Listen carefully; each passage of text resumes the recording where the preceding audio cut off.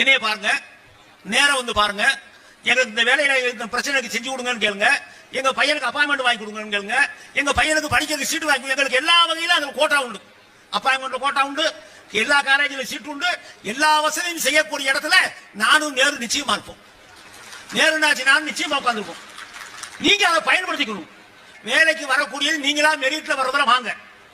தள்ளி விடுற வேலையை நானும் நேருனாச்சு தள்ளி விடுறோம்.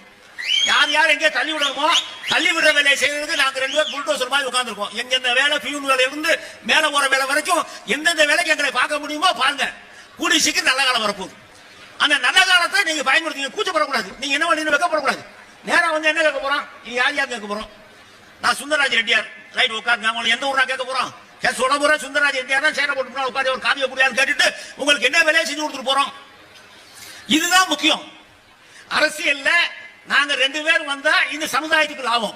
காலையிலே நம்முடைய முதலமைச்சர் மத்தியில் இப்படி ராஜகம்பள சமுதாயத்தை சார்ந்தவர்கள் சென்னையிலே மிகப்பெரிய மாநில அளவிலே மிகப்பெரிய நிகழ்ச்சி நடத்துகிறார்கள். அந்த நிகழ்ச்சியிலே நாங்கள் கலந்து கொள்ள வேண்டும் என்று கேட்ட நேரத்தில் நீங்கள் ஒருவர் போய் சென்று அந்த நிகழ்ச்சியிலே கலந்து கொள்ளுங்கள். அந்த சமுதாயம் நமக்கு வேண்டிய சமுதாயம். அந்த சமுதாயத்துக்குரிய மரியாதையை நாம் கொடுத்தாக வேண்டும். அப்படி நான் கொடுக்க சொன்னேன். திருப்பி அந்த வார்த்தையை கவனிச்சுங்க. நான் கொடுக்க சொன்னேன் என்பதையும் சொல்லி இந்த நிகழ்ச்சியிலே கலந்து கொள்வதற்கு எனக்கு அனுமதி வழங்கியவர் நம்முடைய முதலமைச்சர் அண்ணன் தளபதி அவர்கள். బద్దవాడ అందరికీ ఇక్కడ వచ్చి ఉండే అందరూ సహోదర సహోదరులకి నమస్కారం.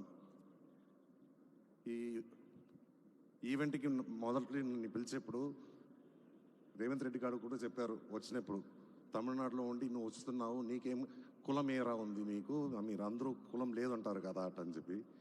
ఉంటేనే అక్కడ తమిళనాడులో చాలామంది కమ్మారు ఉన్నారు, తెలుగువారు ఉన్నారు.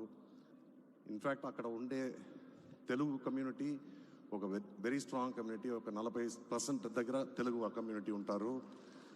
దాంట్లో కమ్మవారు ఇప్పుడు కూడా మీరు చూస్తే కోయంబత్తూరులో అక్కడ జీడి నాయుడు అని చెప్పి ఒక గ్రేట్ సైంటిస్ట్, అతను డెవలప్ చేసిన దాని తర్వాతనే ఆ కోయంబత్తూరు అనేది డెవలప్ అయ్యి ఇప్పుడు ఒక ఇండస్ట్రియల్ హబ్గా ఉంది. తమిళనాడులో ఉండే కమ్మవారు అందరూ ఇక్కడ అందరూ పెద్దలు చెప్పినట్టు కమ్యూనిటీ కోసం లేకుండా